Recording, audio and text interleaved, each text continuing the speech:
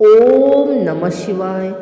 हे जगत के नाथ, त्रिलोक के स्वामी, कैलाशपति भगवान पशुपतिनाथ, आपके चरणों में कोटि कोटि नमन। आप करुणा के सागर हैं, आप भक्त वत्सल हैं। आप ही सृष्टि के रक्षक, संहारक और पालनकार हैं। हे प्रभु, जैसे गंगा आपके जटाओं से निकलकर संसार को पवित्र करती है, वैसे ही यह कथा हमारे मन, वचन और कर्म को शुद्ध करे। हे शंभु, जहाँ अज्ञान का अंधकार हो वहाँ ज्ञान का प्रकाश दे, जहाँ दुख हो वहाँ शांति दे, जहाँ भय हो वहाँ निर्भयता दे। अब जो भी श्रद्धालु इस पावन कथा को सुने, उनके जीवन के समस्त कष्ट दूर हों और उन्हें भगवान पशुपतिनाथ की कृपा प्राप्त हो। ओम नमः शिवाय। प्राचीन काल की बात है। हिमालय की गोद में बसा एक पवित्र क्षेत्र था, नेपाल की पावन भूमि, जहाँ बागमती नदी कलकल बहती थी।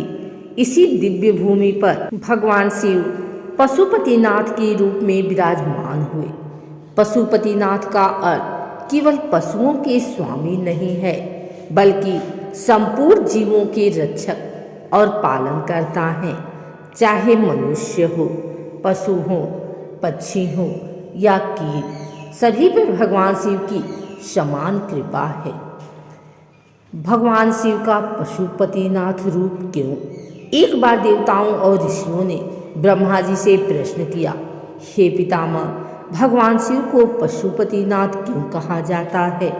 ब्रह्मा जी बोले, क्योंकि शिव ही ऐसे देव हैं जो अहंकार में फंसे जीव को मुक्त करते हैं। मनुष्य का मन भी एक पशु की तरह है, कभी क्रोध, कभी लोभ, कभी मोह में भटकता है। शिव उस मन को वश में करते हैं, इसीलिए वे पशुपतिनाथ हैं। एक समय की बात है, बागमती नदी के तट पर एक घना वन था। उस वन में साधु संत तपस्या किया करते थे, परंतु धीरे धीरे लोगों में अहंकार बढ़ने लगा। ऋषि तपस्या तो करते थे, पर मन में घमंड आ गया था। हम सबसे श्रेष्ठ हैं। भगवान शिव को यह अहंकार अच्छा नहीं लगा।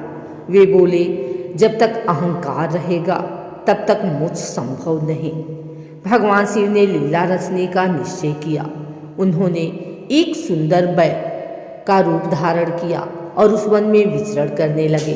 वह बैल अत्यंत शांत, तेजस्वी और अद्भुत था। ऋषियों ने उसे देखा तो चकित रह गए। उन्होंने कहा, ऐसा दिव्य पशु हमने कभी नहीं देखा। पर अहंकार बस उन्होंने उस बैल को अपने यज्ञ के लिए पकड़ना चाहा। जैसे ही ऋषियों ने बैल को पकड़ना चाहा, वह बैल धरती में समाने लगा। घबराकर ऋषियों ने उसका सींग पकड़ा, पर शिव माया से केवल सींग ही बाहर रह गया।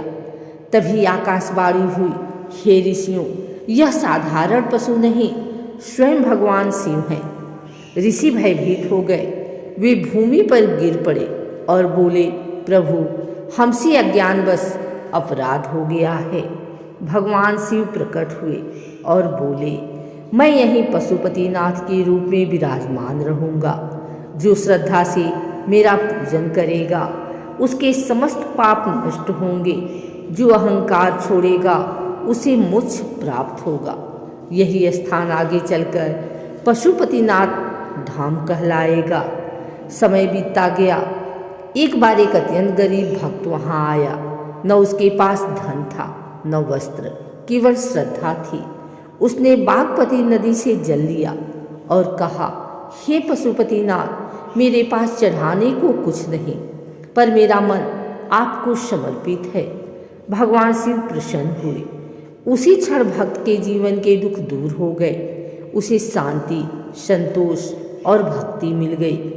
भगवान पशुपतिनाथ का संदेश स्पष्ट है, अहंकार छोड़ो, करुणा अपनाओ, हर जीव में शिव को देखो, सेवा को ही पूजा समझो।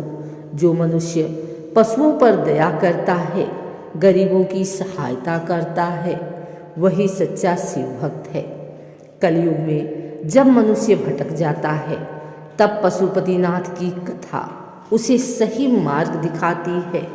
कहा जाता है जो व्यक्ति सोमवार, महाशिवरात्रि या श्रावण मास में यह कथा सुनता है उसके जीवन के संकट स्वयं दूर होने लगते हैं।